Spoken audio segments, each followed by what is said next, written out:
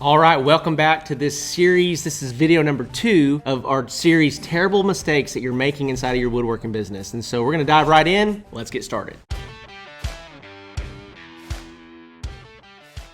All right, so without further ado, let's jump straight to number 3. And this is the third terrible mistake that you might be making inside of your woodworking business. If you have not watched part 1 of this video series yet, be sure that you click up here on this link, go back and start at the beginning. These videos are pretty short. They're about 5 to 7 minutes long, and they're pretty informative. So I would highly encourage you to check them out, okay? So number 3, the third mistake that I see woodworking business owners making that's really killing their business is that your only source of new clients is word of mouth or referrals.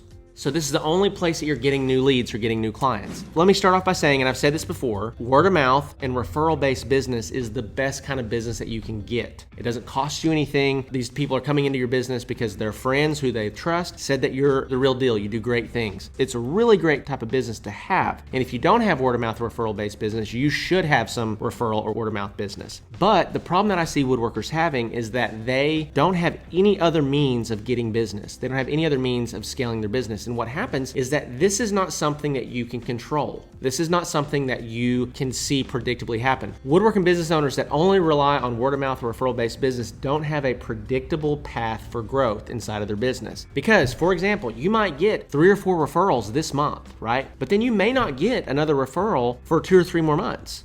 And you're not there controlling or being a part of every conversation of anybody that you've ever done work for. They may or may not have opportunities to refer you out to other people, but ideally, you want to be in control of your lead flow. You want to be in control of how many people you talk to. And so for me, this always came through other means. This always came through posting consistently, not just on your page, because the Facebook and Instagram algorithms totally suck if you know anything about that. Let's say you have 1,000 followers and you post something. Well, only 30 to 50 people of the 1,000 followers will actually see your content. Why is that? Because on average, only 3 to 5% of anybody that likes a page is going to see the content from the page based on the algorithm. What that means with paid Facebook ads, which is how I scaled my business ultimately, with paid Facebook ads, I can control how many people I get in front of. I can control how many conversations I start, how many quotes I give out, and I'm not solely dependent on word of mouth and referral-based business. Now, if you are just covered up with referral and word of mouth business, kudos to you. Keep doing what you're doing. Then one day that dries up, then start looking into these other things. But for most people, they're not growing their woodworking business because they're relying on word of mouth and referral-based business, and it's not bringing them consistent lead flow. That is number 3, is that your only source of new clients is referrals and word of mouth business, okay? Number 4, fourth terrible mistake that you might be making inside of your woodworking business is that you're just simply not talking to enough leads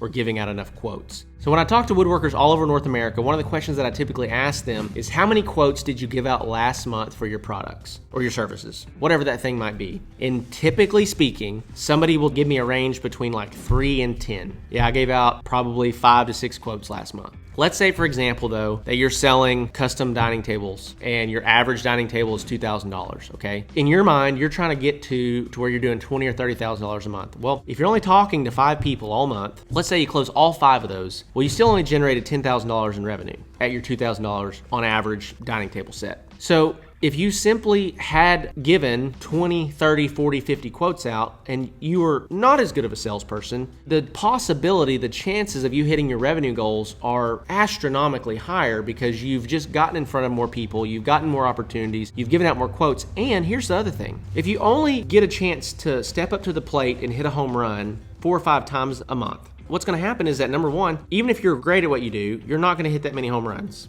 just because you don't have very many chances to hit home runs, right? But then number 2 is you have so many less reps to get better off of. So if I go to practice and I'm only stepping up to the plate 5 times a month, but I've got somebody that's stepping up to the plate 50 times a month, and they're having 50 conversations and they're giving out 50 quotes and they're working through 50 different people's objections, their skill set around sales and giving quotes is going to develop 10 times faster than mine is. Simply from the volume of the work that they're doing, they're going to get way better at the work.